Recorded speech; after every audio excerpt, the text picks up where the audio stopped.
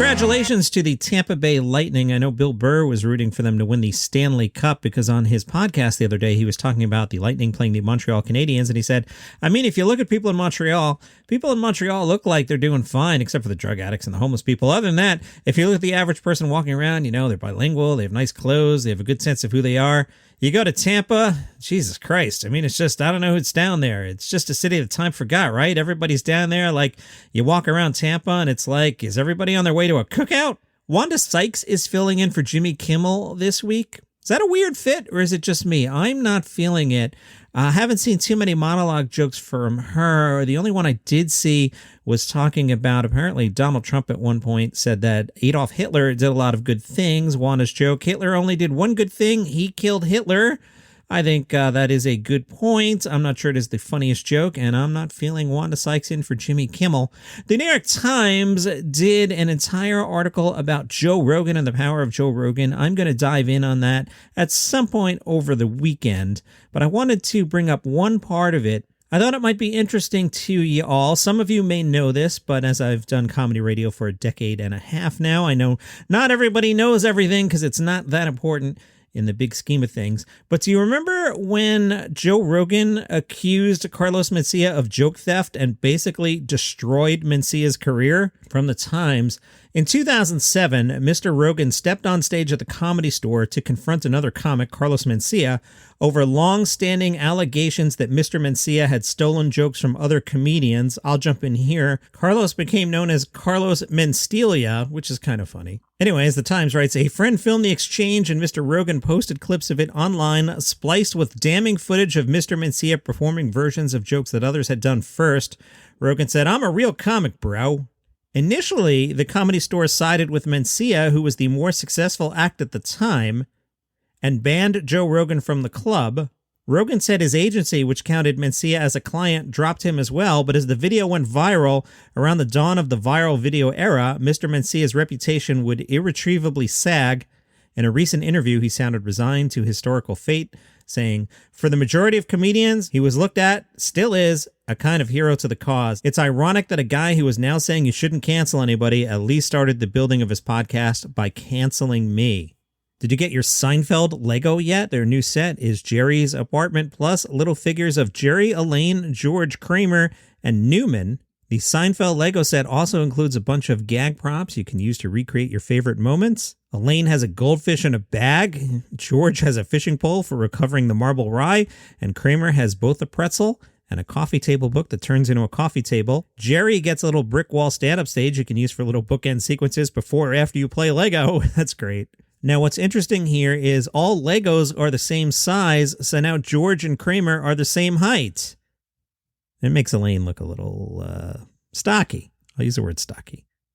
The Seinfeld Lego set, $80, 1,326 pieces. It'll be available on August 1st. John Cleese has some new inspiration. Remember back in 2005, Eric Idle turned Monty Python and the Holy Grail into Spamalot, a show I love that I've seen twice on Broadway and once on the national touring version. I love Spamalot.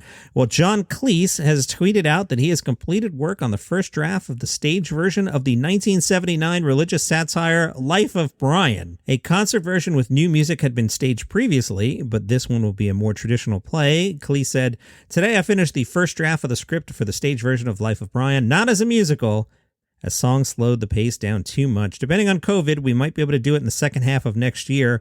No members of Monty Python will appear in the stage version. Cleese says, no Pythons in the cast. We've had enough. Die already. Looking forward to seeing that.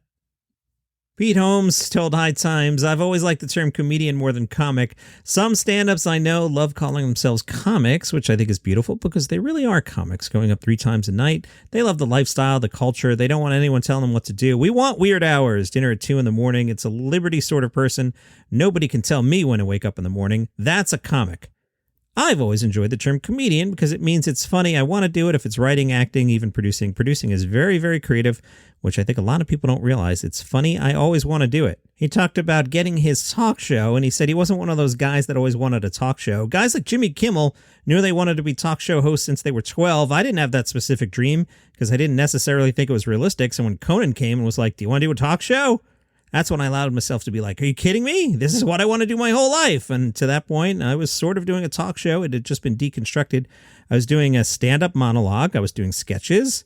And I was doing a podcast, which was like the interview portion of the show. So we brought all those together under one roof. I like Pete. I worked with Pete one time at the Miami Comedy Festival. It was a lot of fun to be around and a cool guy. Kevin Hart's Laugh Out Loud and the Sundance Institute are pairing up to put black women at the forefront of comedy with a new screenwriting fellowship program called Women Right Now. Variety says this is designed to champion the next generation of black women in comedy. The new initiative focuses on providing one-on-one mentorship opportunities to black women screenwriters, as well as the funding to develop and produce these projects and a platform to exhibit them. Now, what caught my eye here is no quote from Kevin Hart. Usually, a press release will have something, attributed to somebody. Now, I can tell you firsthand in a lot of press releases, the quotes attributed to somebody are never voiced by that person.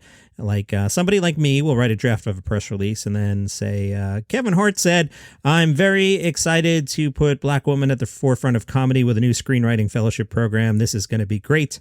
And then you run it past Kevin or Kevin's person, and Kevin Hart or Kevin Hart's person goes, yeah, that's fine. And then in the final press release, it says, Kevin Hart said, but he never actually said it. That's how press releases work. So I find it interesting that there's no quotes attributed to Kevin Hart in the press release, but that's just my mind over-obsessing over minor details. From Vegas Eater, rotisserie meat and sandwich experts Carved appear to be expanding, and they're taking over the sites of Joe Koi's Japanese fondue restaurant at the Village Square. Did we know Joe Koi had a Japanese restaurant? Because we would have goofed on that. Much like we goof on George Lopez Tacos, I'll goof on any comedian's restaurant. Joe Koi had invested in Japanese fondue prior to its 2015 debut, eager to promote its, quote, swish, swish, unquote, menu when he was performing locally. The brand's location in California has also closed, so it looks like Joe Koi's out of the restaurant business. However, he returns to the Vegas Strip in August, performing a limited residency at Wynn's Encore Theater. That's it. That's your comedy news for today. It has been a slow week with late night off, and the week after July 4th, nobody announced anything, so I did my best. Over the weekend, I've got normal episodes for you. They are some stuff that I had recorded in the past, and I'm going to deploy them. One of them asks the question, did Jon Stewart destroy comedy?